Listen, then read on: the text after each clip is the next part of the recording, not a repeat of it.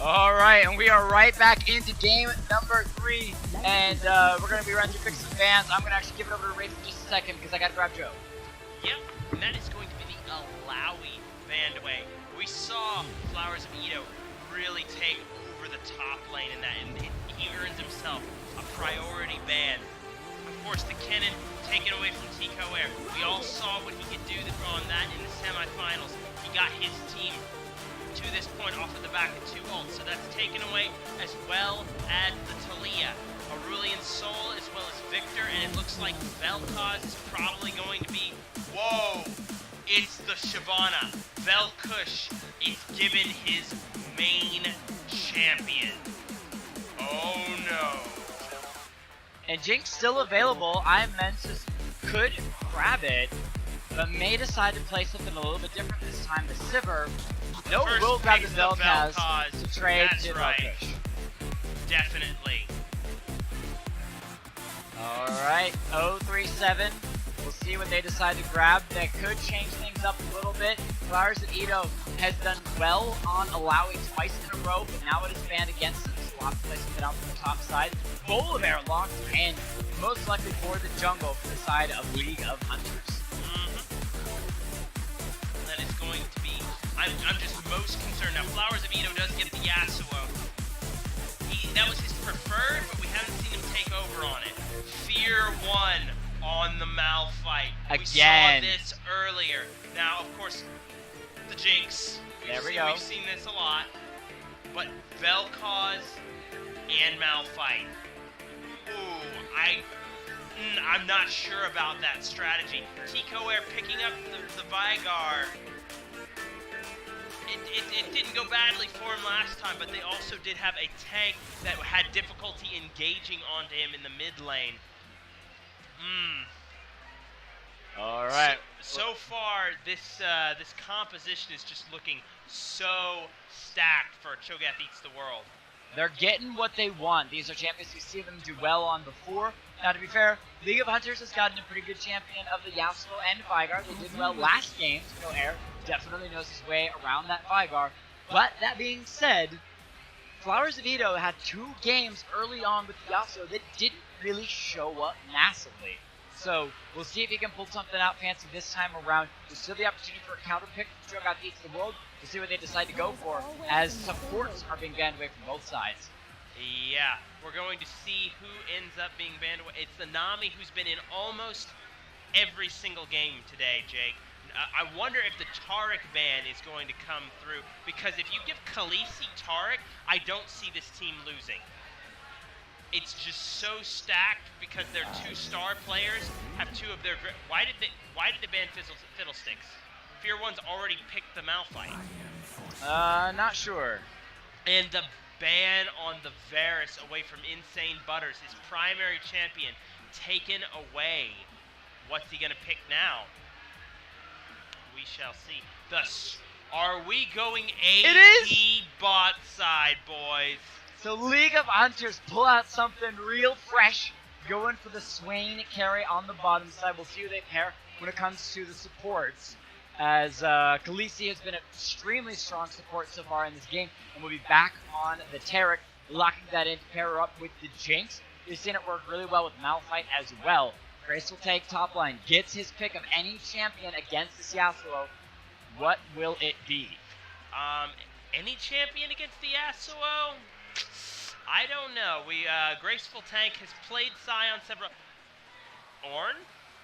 I love the potential for the engage. Scion, nope, I back figured to it. Scion. Alright, comfort over, changing things up a little bit. Cho'Gath Eats the World says we didn't get all the champions going on last game, so this time we'll grab them.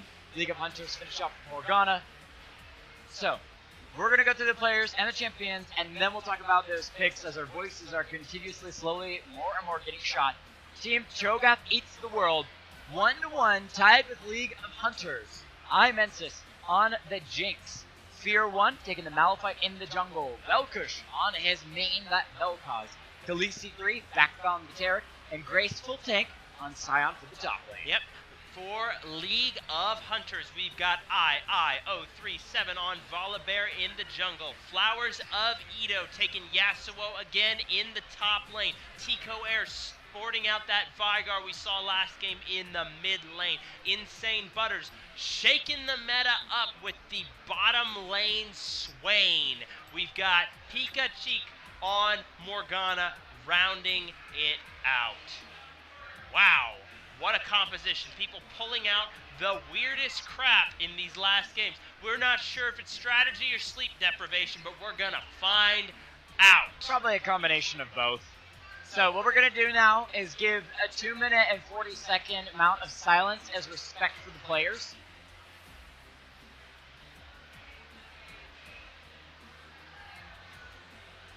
Sorry, I was thinking I might save my voice, but just kidding. I'll burn it through. As Vel'koz on this Vel'koz, we saw his power on it before. Surprised it didn't get banned away by League of Hunters. They're taking away a couple different ones. They wanted Shyvana off the plate more than the Vel'koz. That will probably bite them.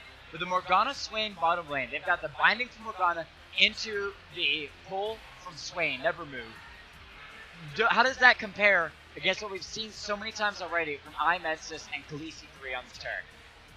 Okay, I don't want to flame Jinx anymore. ADC, not so hot. But Khaleesi's been showing up on this Taric with the ultimates. And the thing that just terrifies me if I'm playing against this team is Vel'koz is on Vel'koz.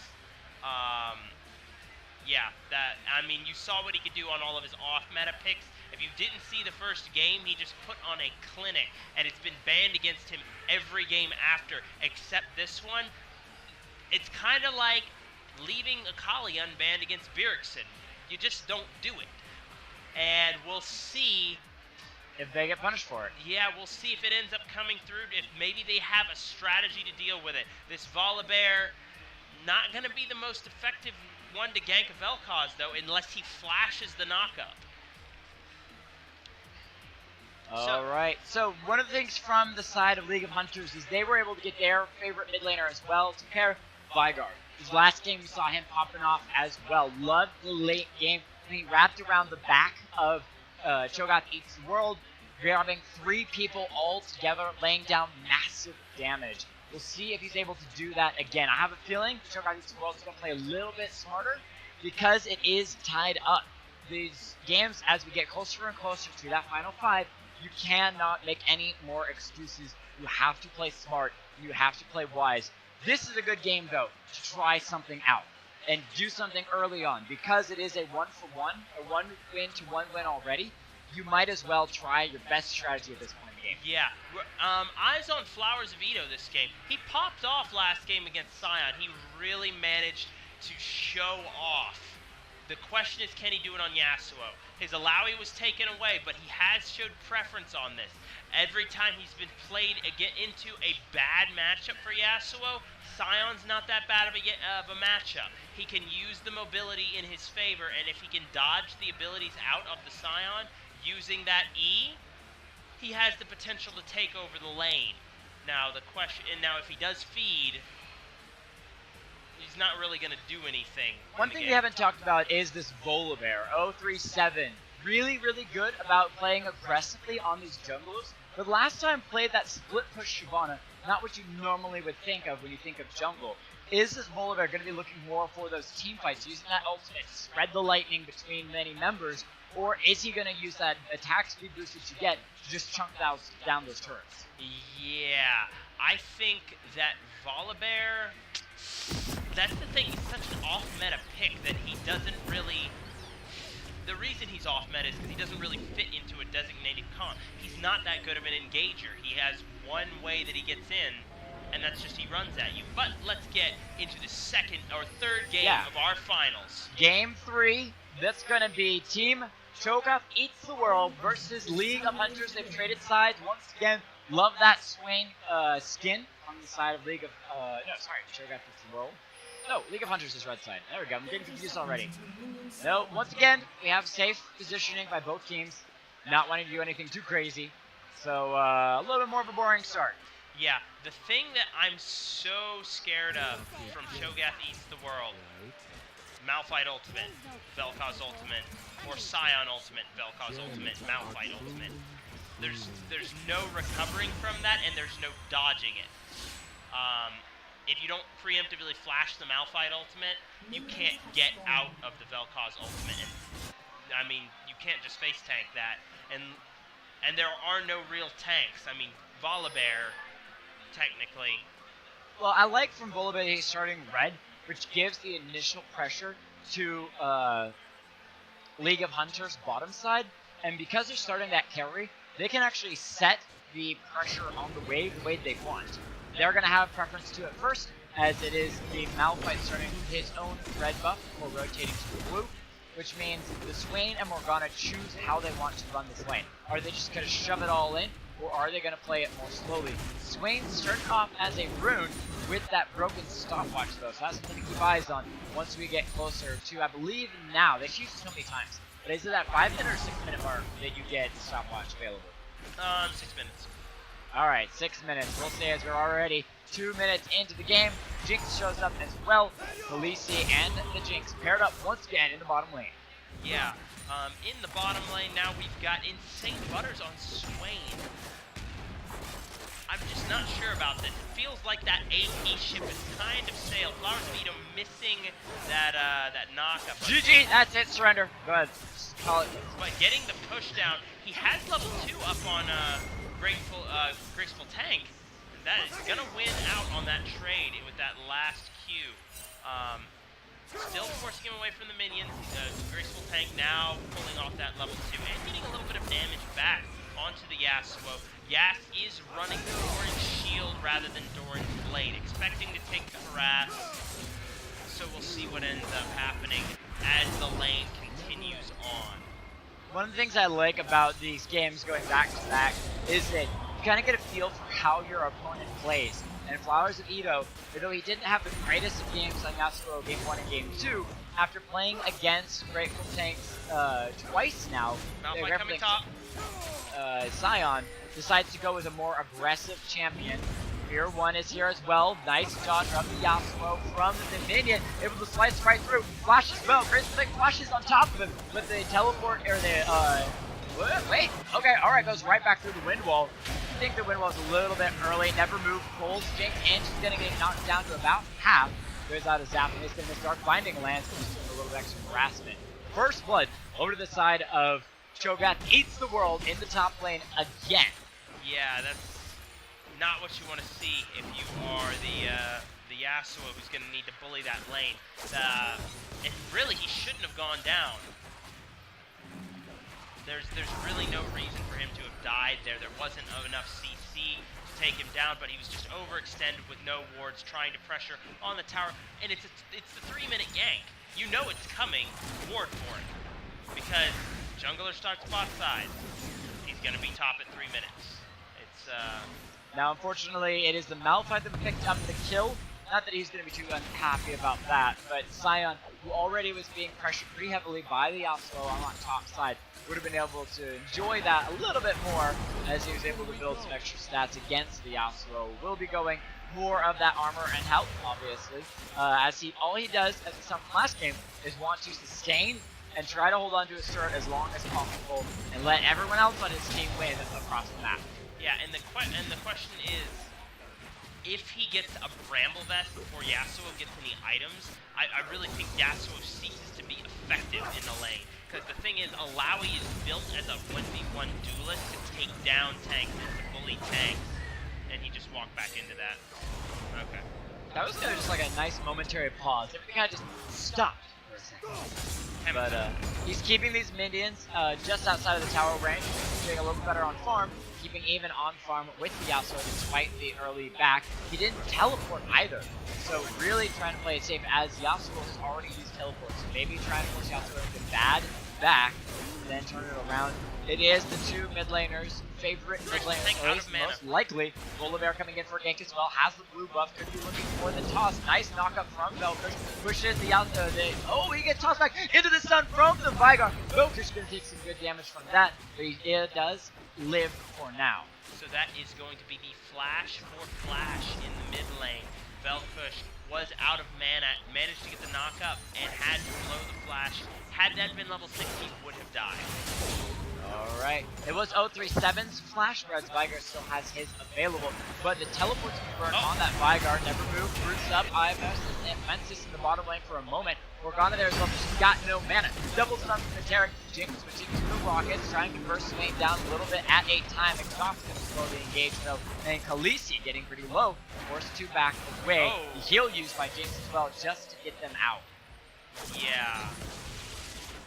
In general, if you're trying to go for a kill, if you're going for poke in lane, Rockets are best. If you're trying to go for a kill, you want to stack up the attack speed in the early game.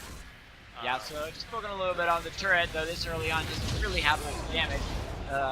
Scion coming back in with a Mana Crystal. Interesting choices. Never move, gonna lock up Jinx, pull her out of the turret. Insane Butter's taking turret shots though. That's too much. He's gonna go down. 037 underneath the turret though. Gets a nice feast, finishing off Jinx. She's got a double kill though because he's giving his life over. And Khaleesi gonna fall. Vigar though will treat his life as well. Super bloody bottom lane ends in a 3-4-2 in the favor of Cho'Gath Eats the World. So not worth. Like, not at all. And all those summoners blown. That was like really not worth. And the hyper carry Jinx got 2 kills out of that. Yeah, I mean, you just fed Jinx 600 gold, and Vel'koz gets free CS, gets to push a wave into the tower. That overall is just tragic for League of Hunters. Flowers of Edo not doing so hot in the top lane either. Graceful Tank has picked up some armor now and a little bit of mana. It's going to be a pretty rough time for Yasuo up there. He is down CS despite being up in health at the beginning, but now he's really getting poked out. So 4 kills to 2, but still fairly even when it comes to gold across the board. Scion doesn't care about your win wall. He's just going to slam on through, trying to clear those minions. He's actually taking a minion lead over this Yasuo, and that is big for Graceful Tank, who most of the time that we see him, he's just trying to survive on the top lane. He usually is down 10, 20, 30 CS. That's why I hate playing Yasuo top, or seeing Yasuo top. Oh, hold on a second. Ooh, bit of burst, but the Vigar was knocked out of. Hey, there's the ultimate from Vel'koz. You can still, miss your Q, still get the kill, just use this inspiration ray. Smite slowing Scion down, toss straight into the wind wall of Yasuo. Graceful Tank, throws gratefully, flashing, trying to live, uses the ultimate as well, getting him around the corner. Scion Speedway not gonna favor him, he does get the slow. He just gets the shield as well, he's still alive. Survived for so long. Malphite was trying to make his way up here, but it will the trade turn around. Malphite's got red buff. He can potentially burn this Volibear down. Gets the passive tipping away though, so will decide to back out after that. Yeah, that is a bit surprising that Malphite actually managed to do that much damage, and it does look like he will be going for the AP route this time. Oh, that's why. Vel'koz burning down that turret. It's just a sliver of health in the mid lane, and again, for the most part, from what we've seen, about 2 games. 2, Cho'Gath Eats the World plays a little bit slower and a little more focused on those objectives. Vel'koz may be getting first turret once again in the mid lane. Yeah, currently Jinx pushing in on the bottom lane. I really don't like League of Hunters comp, to be honest. They just don't have many late game options to deal with this crazy composition coming out of Cho'Gath Eats the World. I don't like it at all. The meta picks that are used in pro play are usually used there because you have somebody of exceptional skill who's abusing, like when what's her name, Misfortune support came into the meta. She came in as a particular pick to answer a certain circumstance and to remove a very, very small aspect of the game. And when not using that circumstance, she's absolutely awful. That's what I feel like Swain is. It's like if he's not used in the circumstance in which he's meant to be, which is purely just crush lane, destroy bottom lane, then I just feel like it's better. Flower Veto. He's gonna go in, get the knockup as well, immediately into the stun. Yasuo is extremely low, may be falling here. He's gonna have to slice his way through, but won't be able to do it in time. Malphite picks up his 3rd kill of the game. His late game ultimates are going to be insanely strong. Spell immunity from the Black Shield of Morgana keeps the same butter. She's getting stunned up. As members of Cho'Gath's World's bottom lane has to back up once again. Vel'koz taking down the mid lane turret will now rotate to the top side to help take down the top lane turret as well. And with these three up here, we should see some pretty good damage being done towards the bottom lane. There's the ultimate from Morgana on two. The ultimate from Terra keeps them up though. Both of them are still alive and at full health. Swain trying to get the damage. Volibear going to toss the Terran back into Morgana as well. Sitting up for a dark binding, but she's been stunned. Khaleesi trying to escape. Never move. Pulls her into the stun from the Vygar. That's insane. Butter uses the broken stopwatch to get out of the turret damage that may have been flying in. So good fight back and forth. In the meantime, Yasuo did fall on the top side as three members pushing up there. So it's trading 3 for 3 as both teams decide the old base race is the best opportunity. Yeah, but the problem is that Cho'Gath Eats the World has a 1 turret lead. It's like, hey bro, you want a race? Let's see who's faster. Okay, I'll start way over here, and you start all the way back there. It'll be a fair race, guys. So second tier turret will fall to the first tier turret in the bottom lane. Cho'Gath Eats the World getting advantage of that, puts them at a 3,000 gold lead. Now, if League of Hunters gets this Drake, which is a mountain Drake for itself, could be pretty good and will be potentially worth some of the trade. But at the end of it all, we'll just see where things pan out between these two teams. It does give Yasuo a long lane to kind of recover. Granted, he shouldn't necessarily be the one recovering in this lane. Oh wow, the long range autos from Jinx. Ooh, Super Mega Death Rocket drops it low, but Volibear smites it away. Never move full Jinx into 2. But this is a very low out Swain, and Khaleesi takes it away, grabbing that kill. Vygar coming around the side. He wants to blow up Jinx. Nice flash. Gets her out of the stun, though. And members of Cho'Gath backing away for the moment after maybe taking the Scuttlecraft first. Yeah, next one is an Infernal Drake. Let's keep our eyes on that one. But I really don't know about Swain walking forward to go into that kill right there. Seems to me unfamiliar with the champion. Oh, Malphite. Yes, Oh, gonna knock him up. Yasuo locked down despite the 3-man stun and the huge damage. The ultimate, or the tower shot as well, takes out Malphite on top of this. Straight 1 for 1. Yeah, good 1-for-1 trade, managing to pick something up. Vygar, Tico Air drops down a little bit of a snare box around them, but there's not going to be much to come of it, unfortunately. Want to take a guess where Jinx is? Farming. Farming bot lane. You want to know where Jinx should be? Pressuring mid lane. Here. The only time you use rockets on towers is when you need the bonus range to get individual pokes on towers as people move around. That's kind of the purpose of ADC in the mid game. You follow your team around and you poke towers. So one of the things with Jinx farming on the side lane so often, I see Lucians do this a lot. And that's because they have high mobility, they're able to get in, grab the farm very quickly, they just use the ult, and then back away. But Jinx, despite being consistent in the side lanes, is never decimating on farm. Only is a little bit ahead in some games, depending on the situation. Now, hear me out on this one. Don't don't think that I'm saying ADCs shouldn't farm side waves. They should. But the way you do it, you have to set up your waves to where they're going to push back to you at proper times within the game. So that when there are no objectives up, so you, the thing is, if you take 2 waves and then cut off the casters, you can start a slow push against you, which will eventually bounce back to you in about 2 minutes. So then you communicate to your team, the wave is going to be pushing this way against them, so we can go take an objective, pressure turret, something like that while the wave is there, and then you reset when the wave is coming back to you. Alright, Rift Herald started up. They still got plenty of time before Baron tries to come to consume it to take it down. Looks like they will be able to finish it off. Not too much contention. Morgana, the only one close. They might try to just throw some more down to get some vision. Though that poke from Vel'koz is going to slow things down. Veto saw the Blast Cone but decided against it. So Malphite picks up the Rift Herald. They can drop back, increase their 3,000 gold lead more, depending on the lane they want to drop it. Now we've seen a team not use it very effectively. We've seen one game where it was super effective. Hopefully, Cho'Gath Eats the World will be able to use it a little better than last game. Indeed. I believe last game it was randomly dropped in mid lane and did not even get any damage on the tower. Hit a couple minions and then died. The biggest CC rock portal of them all. So, 3 members here from Cho'Gath hanging out.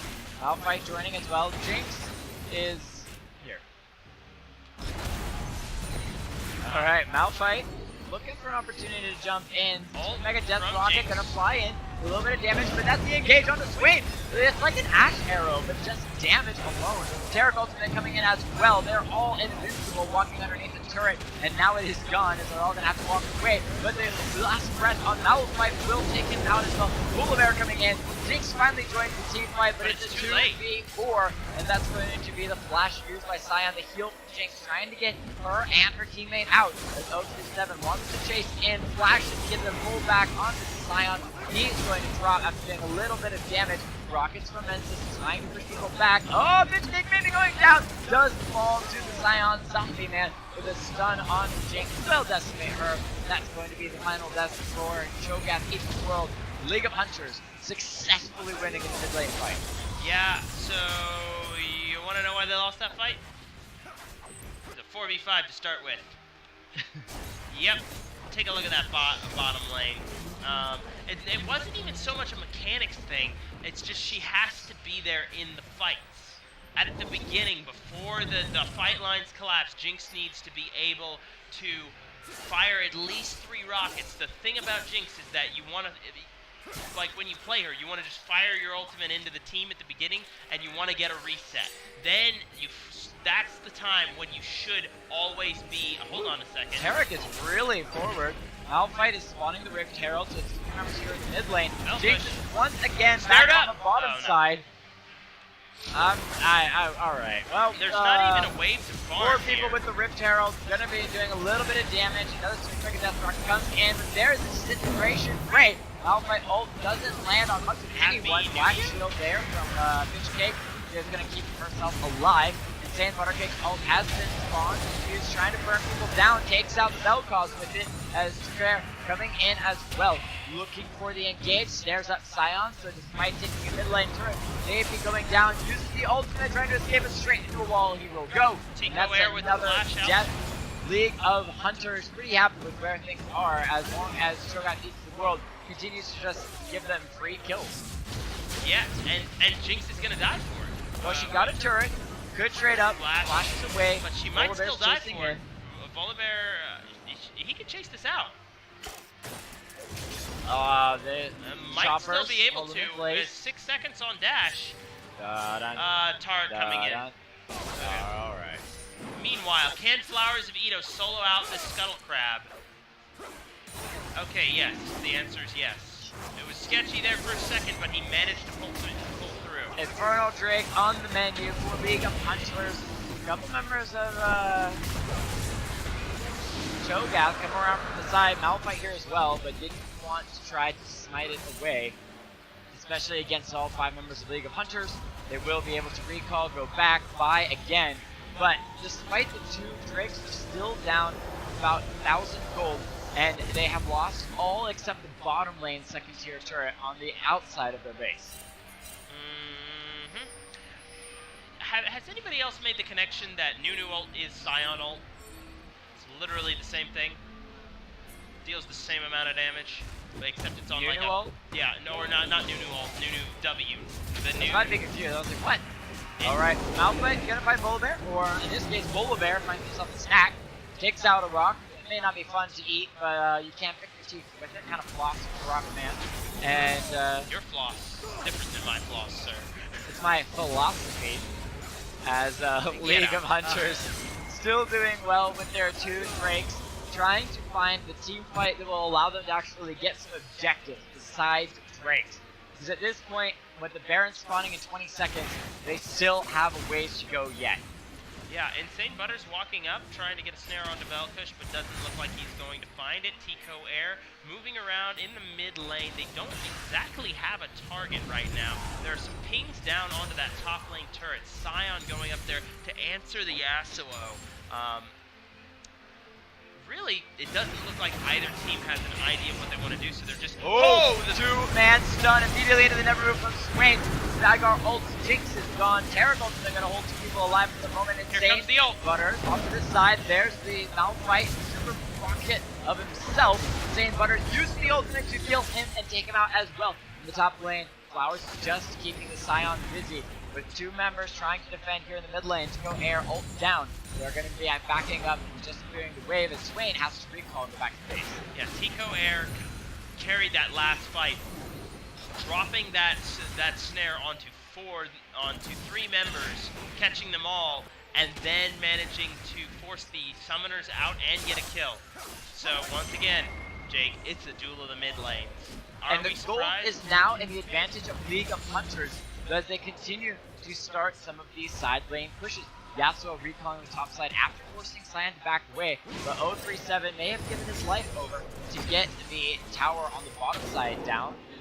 Pushes Cyan or the turret back a little bit, and seems to be walking to safety. Yep. Is the rest of Hunters going to jump onto Baron? Don't think so because they don't have a smite. I hope not. That's not a good idea. You still have Vel'koz alive. Vel'koz has ult. What do you want to not do? Group up in a pit where you can't get away from Vel'koz ult. This is true. The Vel'koz mana is fairly low. Not the League of Hunters knows that, but they are pinging onto the Scion on the top side, who's just trying to farm a little bit of farm, but Graceful Tank maybe gracefully dying. Nice flash, gets him out for a moment. Tarek around the corner as well. Swain trying to grab a little bit of vision, but will not be able to catch him out, and so it looks like Cyan with that last bit actually is able to escape. Summoners drift on easy mode. Don't throw, Cho, says the chat. They're all rooting for you. Oh. As Tarek's son gonna find the polar bear, but now this is the fight that they want to see. Malphite gets it too. The disintegration ray only gets 1. Will be able to pick up the polar bear as well on top of that. And so Cho'Gath's World has been able to finish off 2. The zap not gonna find the Swain. Nice little sidestep down for him into the Jinx, but she's fine. Vygar ulted. Well, keep in mind though, the Yasuo is pushing on this bottom side during the time of this fight. They want to take out Tico Air. If they can catch him out, he might be able to get a double stun though. Only grabs 1 at the moment. And the nice Vel'koz moves is able to grab the Vygar, take him down as well. Graceful Tank here to try to stop the Yasuo. Just going to be dashing back and forth. Decides to run away rather than the inhibitor. Has taken up the turret. He can take this fight. Nobody's collapsing on him. He could have continued that and gotten the inhibitor. At that point, I'm not sure why Cho'Gath didn't go for Baron. Oh, that's the knockup. He can go in on Vel'koz. Decides against it though. Again, these teams playing fairly safe. Infernal and Mountain Dragon, 1,000 gold up for League of Hunters. Baron still on the map though. Yeah, I think sleep deprivation's kicking in for everybody right now. Decision making not on point at the moment. Well, and that's part of what these tournaments are about though, is you really have to just play mentally at your best. You have to have that stamina to keep pushing through despite game after game after game. And at this point, we'll see if that stamina is on the side of one team over the other, as they're still fairly even across the board. Vygar picking up his own blue buff to head back towards that mid lane. Yeah, Tico Air probably stacking up a substantial amount of AP now. What with the Death Cap and the fully completed Seraph's Embrace now, that is going to put him at a very large chunk of AP. And as you saw in that last game where he just pressed R and people died. Volibear pushing the top side out. They always have the side of League of Hunters, one person who's just kind of pushing one of the side lanes. 3 members gonna go forward. Malphite wants Vygar. The spell shield, will it keep him alive? The barrier as well. Vygar does live through it. All Fear 1 swap below, but not taken out just yet. Oh, Vel'koz Q comes through. Super Mega Death Rocket flies right by super squishy members. Swain, the only one left alive, so all of the flashes used. The Malphite flash and 2 or 3 ultimates. They weren't able to pick up one just yet. Insane Butter's trying to heal with the ultimate. Can he get through enough uses? The Zanyas as well may still be going down. The teleport in from the Vygar. Wants to re-engage. Yasuo's pushing on the bottom side to go. Air comes flying in. Trying to get the stun onto probably just Tarek. As Flowers of Edo distracting people. Volibear comes in from the side. Nice toss back. Tarek ultimate has been used. Can they take out Vel'koz? He kills the Vel'koz. It is a trade. Vel'koz is gone, but so is the Swain. And now, 037 tanks up the turret, giving another kill over to Vygar, taking out that Tarek. Morgana pushing the wave down. They could go for the turret. So I think with the Swain, or the Scion and Jinx there, we're just going to back away once again.